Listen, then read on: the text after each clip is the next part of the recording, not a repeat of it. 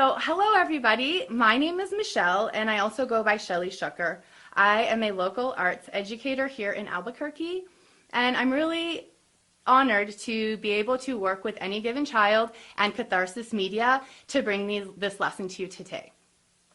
So I just want to talk before we get started a little bit about what we're all going through.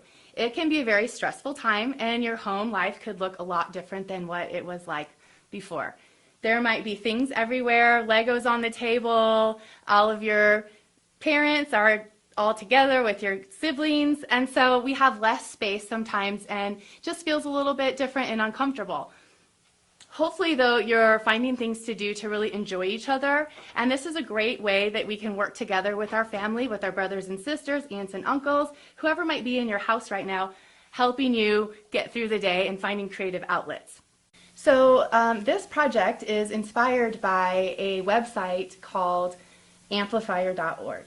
And amplifier.org is an open source site where they do open calls for artists across the world and across the country, addressing issues like the environment, justice for immigrants, for all different people, and just different important issues to our society. And they did put an Open Call Now project that I'm really inspired by that is about what's happening now with the COVID-19. And it's a call that is asking people to think about mental health issues, public health safety, honoring the people who are putting themselves out there to help us get our groceries and just take care of things that we still need. And also envisioning a world that after this is, after we've come out of this, that we have a choice to design a world that maybe we're more resourceful, maybe we're more connected, and the things that are really the most important to us, we're going to put those first. And so that's where this project is inspired by, is this amplifier.org. So I encourage you to look at that website and just scroll through it for some inspiration. I did pull some images from the website that I will use to help go through some different techniques and concepts in art making. Okay, so now I'd like to share, go over the materials that you will need to collect for this project. And again, I just want to reiterate that this is meant to be fun and just to use what you already have. So this could be a mixed media project or it could be a simple drawing project. So I'm just going to suggest some things for you to collect that you might already have in your home.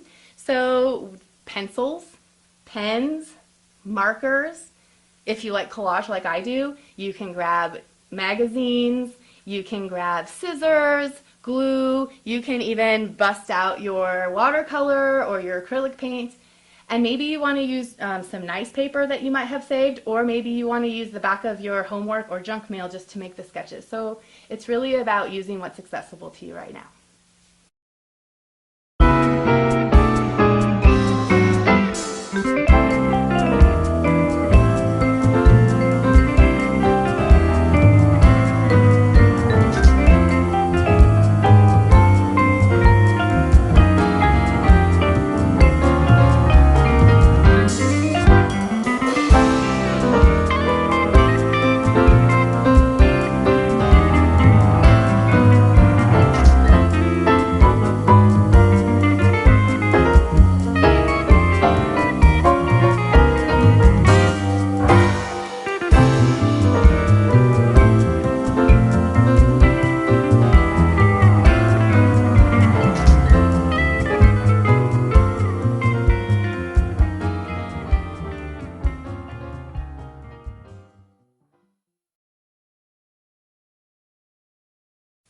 Okay, so before we get started looking at some of these images and getting started with our project, let's just get comfortable in our body and make some space for our creativity to come through.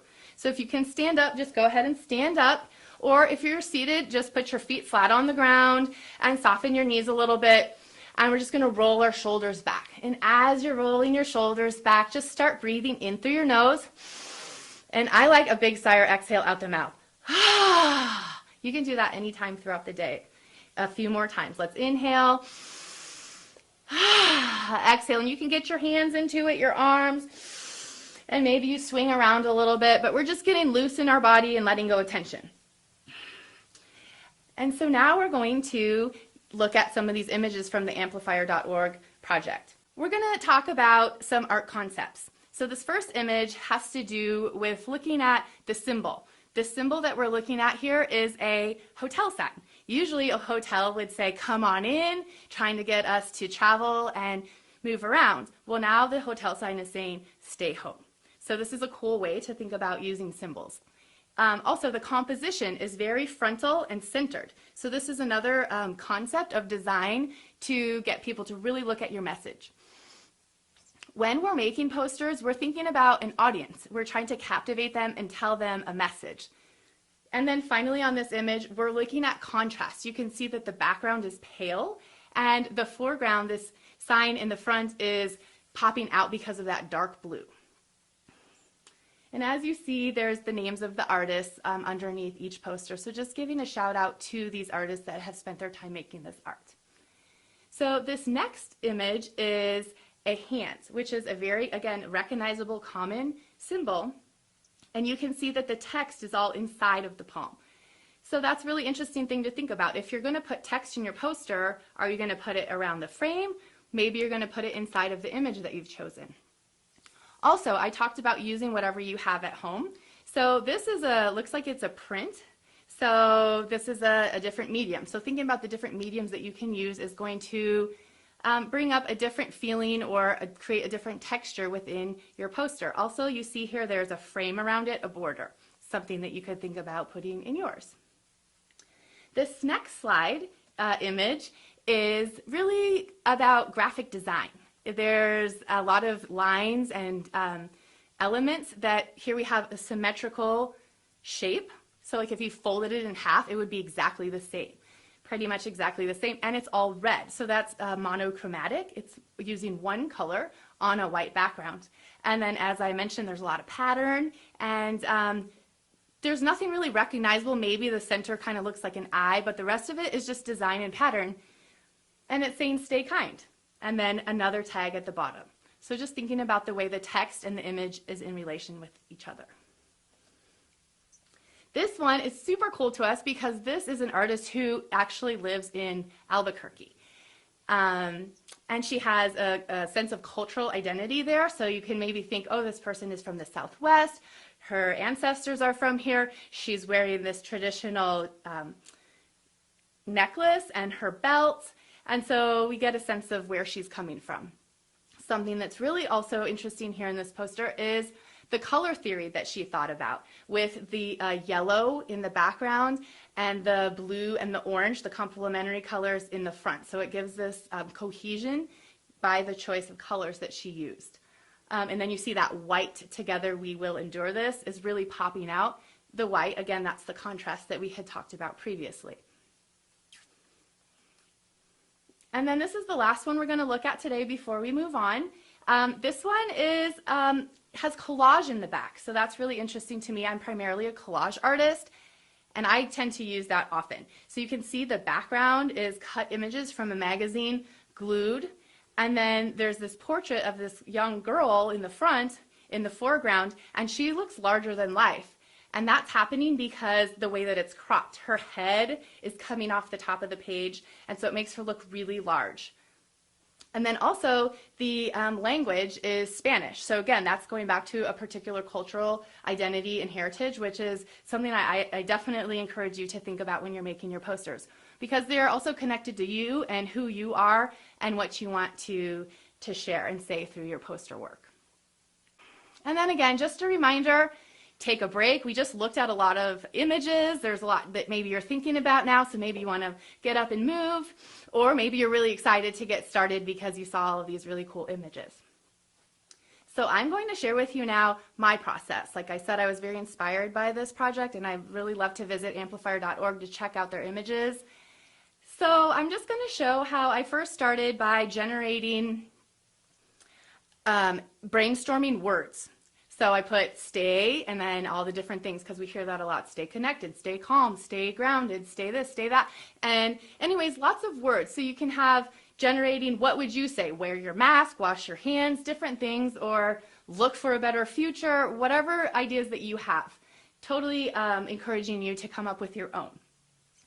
And then once you have your your words generated, then I like to go to generating images that are kind of connected. They don't have to be exact. They don't have to be completely literal. I encourage you just, again, to make mistakes too. Like, you can try stuff out. You can see I've done a lot of iterations of my process, putting the words in different places. But here, just come up with different images that are connected to this thing that we're experiencing and what you want to say.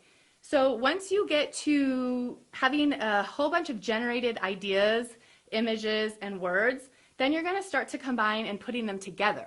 This would be something like a thumbnail sketch or a couple different sketches. So that's why if you have homework, like old homework or office paper, whatever, junk mail stuff, you can use those kind of things to just draw on the back of them. And you can even save some of those and cut them out and glue them into your final piece. So just being really resourceful and having a good time. So once you have kind of your direction and your focus, you can start thinking about background. You can think about just smaller elements that might bring the images and the text together. Another thing you might want to do is to just decide, maybe play around with where you want to have your text. Like the one that had the hand, the text was inside the hand. Some of the text is being used as frame, going up and down the sides of it. And again, just feel like you can just practice and have fun using different pieces of paper, moving it around. As you can see, I probably did 15 different sketches before I decided what direction I was going to go. And so through my process, I decided to use the word ground yourself, and I really liked the feet. The ground yourself, I thought it was pretty clever because I don't know about you, but I got in a little bit of trouble here and there when I was younger, and so I would get grounded, which meant I had to stay home, and which is what we're being asked to do right now. But also, I'm a total nature girl, and so grounding myself in the earth and going outside is also like, okay, grounding myself and staying connected and staying calm and just being rejuvenated by the earth. So I really like that combination. So again, I encourage you to think about something that resonates with you, and then your artwork will have that much more meaning and power for other people, hopefully. And so I started out by just sketching, and then I moved to watercolor, and I was happy with that. So if you do a simple, it can only take 20 minutes if you would like it to. So you could stop there, or you can take it even further into like a final, kind of more polished piece is what I did. And I have to tell you something too, is that I found a piece of wood. My friends and I do collaborations a lot, and I had this piece of wood that my friend had left that he had stained the back of this wood, and it was just blank. And so when I was looking around for what final material I was going to use, surface, I saw that and I thought, okay, this is perfect for working on top of. So I actually I painted feet, which was really challenging. That was really hard for me. And I didn't really give up. I just kept trying it, and I got feedback from my family, and they're like, those feet look a little bit weird. Maybe try this and that. And I was like, whatever. It doesn't need to be perfect. I like it. And so I looked at my own feet. I looked at pictures of feet. So whatever it is, if you're trying to draw something that's somewhat representational, you know, look stuff up on the computer or real life and just make sketches of it until you feel like, okay, I got this. So I did that, and then I painted the feet that I was happy with and cut them out and glued them. You might not be able to tell in my final thing, but I glued them on top, and that really helped it stand out. So I was going for that contrast, which was tricky with that background. So, and then I also used an element of collage where the flowers, again, I wanted them to pop out. So I just cut those out of white paper and put dabs of red in the middle of them. And then the text, the ground yourself, was painted with acrylic paint. So I was thinking about the way the materials were working together, the background, and then collaging on top, and then acrylic paint, which is more opaque than, for example, the watercolor that I did my sketches with. It kind of makes it stand on top of all of the rest of the elements. So yeah, I just encourage you, again, to take it to whatever level you want. Maybe you're working with people who are younger than you, and they're just doing drawings and sketches, and maybe there's people who want to really take a few days to work on this project. So I just encourage you to take it to whatever feels right for you. Take breaks, come back to it, and maybe not. Just have a good time. If you do get to a point where you feel really good about it, I encourage you to document it, take pictures of it, and share it with other people. Another idea I had about working with this project is even if you don't go and put it all on the, submit it to amplifier.com, you could do a project with your friends virtually where you're each working on a project, this one or a different one, and you photograph them and then you share them with each other and make like a little online gallery on your social media of the art that you've been making.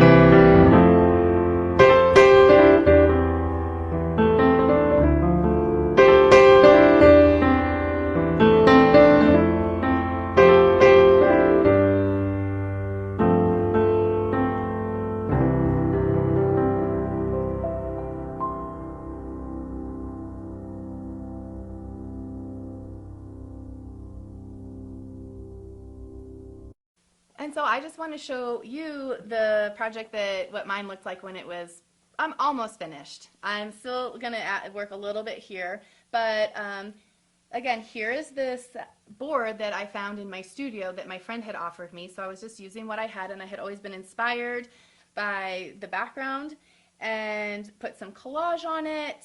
And which is the flowers are collage, the feet are actually collage. They painted them and then cut them out and glued them on, and then used the acrylic paint to finish up the font and the text that I had played around with a lot, as you saw in some of the sketches from my process.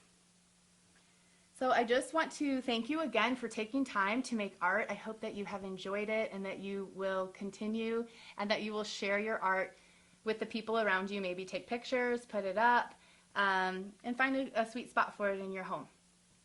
Thanks again to Any Given Child and Catharsis Media. Have a beautiful day and take care of yourself and stay grounded.